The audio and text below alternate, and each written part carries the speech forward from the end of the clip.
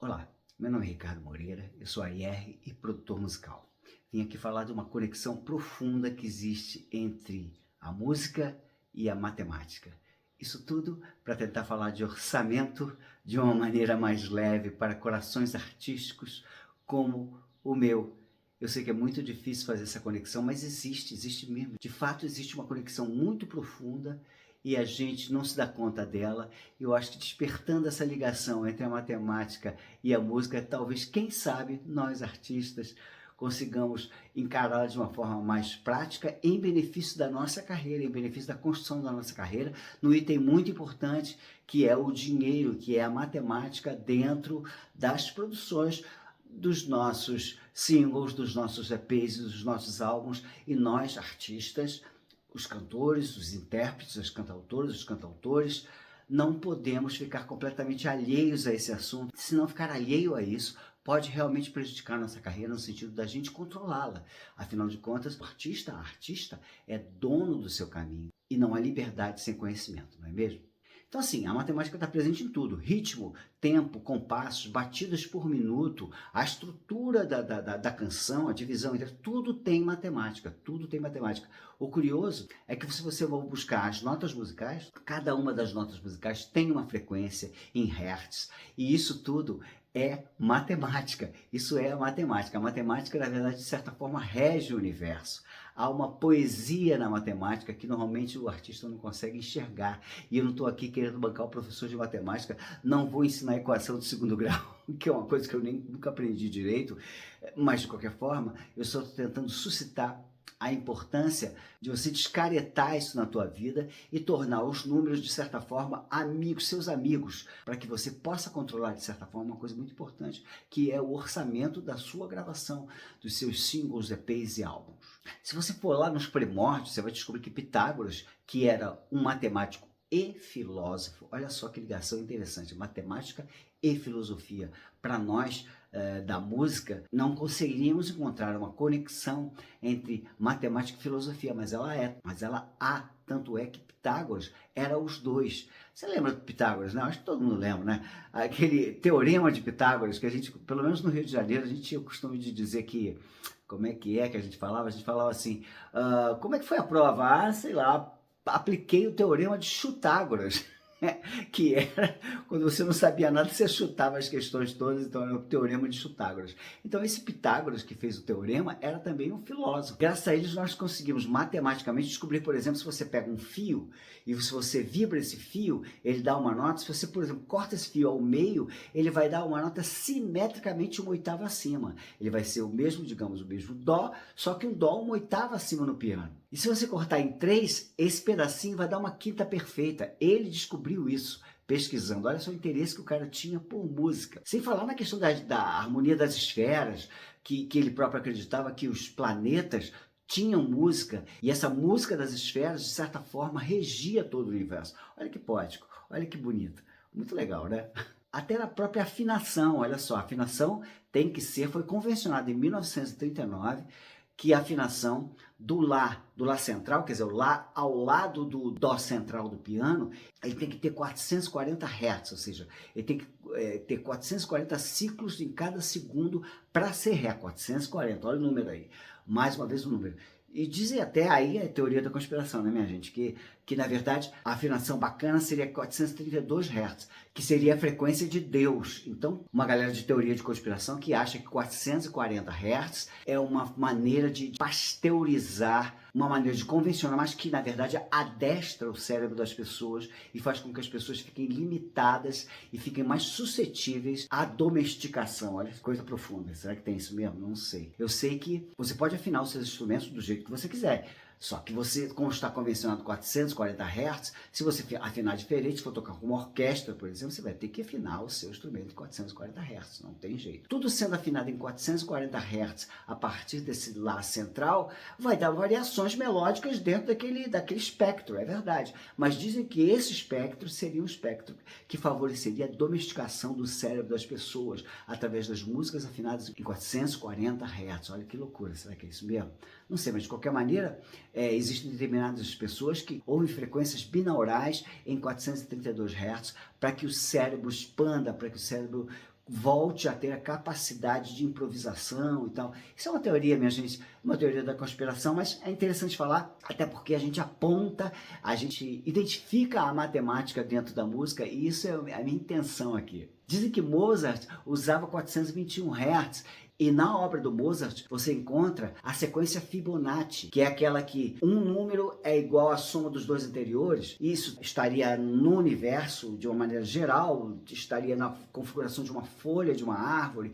Existe essa sequência lógica do universo em várias canções, em várias obras, em várias partituras, escritas de sinfonias, enfim. É uma coisa interessante para você ver que a matemática está em tudo na música. Em tudo, juro.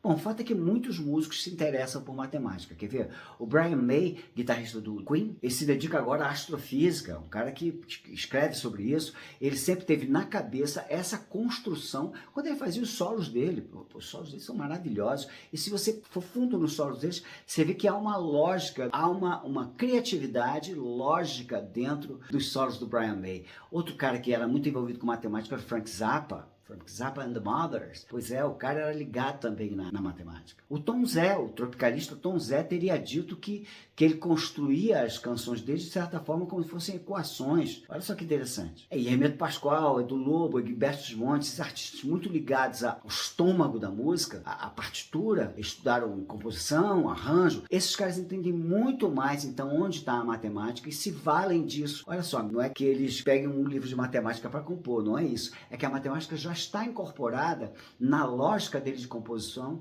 a partir de todo o estudo que ele fez da composição que tem matemática. Olha só, Chico Buarque e Guilherme Arantes estudaram arquitetura, minha gente. Esses dois grandes compositores brasileiros foram roubados da faculdade pela música. Pode-se dizer que a arquitetura seja uma espécie de engenharia poética, né? O lado poético da engenharia, onde tem um bocado de número, um bocado de cálculo. E para quem não conhece, o Mongol, que era parceiro do Oswaldo Montenegro, inclusive ele compôs uma canção chamada Agonia, que ganhou na voz do Oswaldo Montenegro, um grande festival da TV Globo. Ele era matemático de verdade, era formado em matemática. Então essa conexão existe assumida, visceral ou intuitiva dentro da música. Matemática e música estão ligadas. Sinto muito informá-los.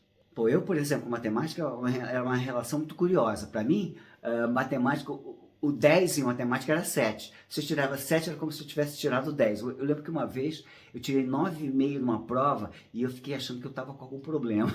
Porque o meu antagonismo com matemática era tão grande, que eu achava estranho tirar uma boa nota em matemática. Eu era aquele aluno 7, que era 10. É como Caetano escreveu para o Roberto Carlos, né? Tudo certo como 2 e 2 são 5.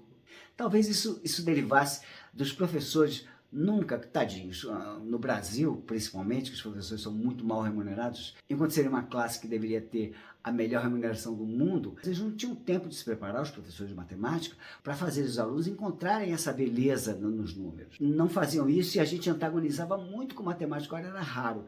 Havia sempre numa turma, né, vocês sabem disso, 1 ou 2 que eram feras e adoravam aquilo, mas de resto, nada. E normalmente não eram pessoas musicais, curioso isso, né? Eu acho que essa desmistificação deveria ter sido feita.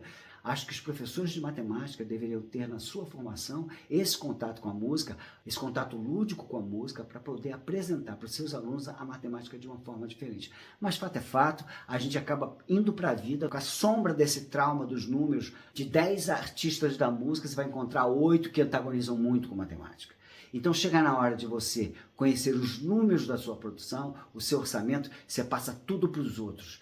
Olha, tem que passar mesmo, porque com certeza vai ter alguém que faça. Se você tiver a felicidade de ter um produtor, é o cara que tem que cuidar dos seus números dentro de uma produção. Mas você precisa saber, você não precisa só pegar o dinheiro do bolso e dar para alguém. Você tem que controlá-lo, e para controlá-lo você tem que conhecer um pouquinho de matemática. Aquilo não ser tão antagônico com você. É preciso que você se intere, aquilo é a tua carreira. Se você tem uma verba para fazer um álbum, se ele não conseguir ser feito, ele vai ficar uma obra inacabada. Não é isso que a gente quer. Então você tem que prestar atenção, você tem que fazer com que essa pessoa que trabalha contigo, ou você mesmo se não tiver jeito, monte um orçamento lá, um Excel, com cada linha de custo para você ter um orçamento e saber que o teu álbum é execuível dentro daquele valor. É um assunto chato? É um assunto chato, Mas você tem que encontrar um swing nisso, sempre objetivando, falando assim, não, não, peraí, isso é o custo de eu reger o meu investimento para a realização da minha carreira, para a realização desse meu projeto agora. Então você tem que estar dentro disso. Eu lembro muito bem quando eu estava na Universal, que vários produtores, eu não vou dar nomes aqui, porque pode ser considerado como um defeito, e não é, entregavam um orçamento para mim, eu brincava com o Max Pierre, que era meu diretor, num papel de pão, escrito assim, ó, um negócio assim. Aí até que logo que eu comecei, eu peguei um carnaval, umas férias de carnaval, mergulhei no tal do Excel, aprendi o Excel de uma maneira mais profissa, digamos assim, não fiz curso nenhum não, mas fiquei lá de curioso, consegui montar um orçamento que, olha, que até hoje eu vejo ele por aí. Os produtores acabavam levando aquilo em papel, levando aquele arquivo também, aquele arquivo digital, e acabavam aplicando em outras produções, enfim. Eu acabei fazendo aquilo, esse garoto antagônico pra caramba com matemática, acabei me inteirando disso, que tinha uma parte muito importante, que era a parte do orçamento dentro da estrutura da gravadora, a gente tinha anualmente X para gastar com a produção daqueles mais de 60 artistas. E a gente tinha que apresentar anualmente os nossos planejamentos de custo para cada linha, para cada artista. E depois, a partir das reuniões, dos planejamentos de como seria artística e musicalmente os discos, a gente concretizar aquilo em números de cada artista. Então eu acabava ficando com isso, né? Os produtores me davam uma especulação de orçamento e eu vertia aquilo para o meu Excelzinho lá. Fora isso, eles tinham um controle. Toda vez que começava uma produção, aquilo era uma coisa dinâmica. Ia mudando para melhor e para pior. Eventualmente você tinha problemas de produção que levavam você a gastar mais dinheiro. Ou ao contrário.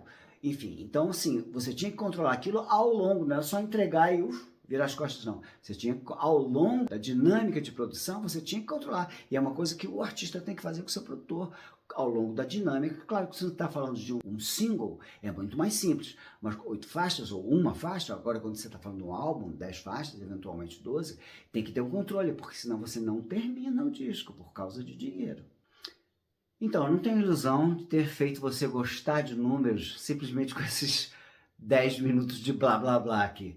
Mas a intenção é dizer para você que você precisa controlar a sua carreira.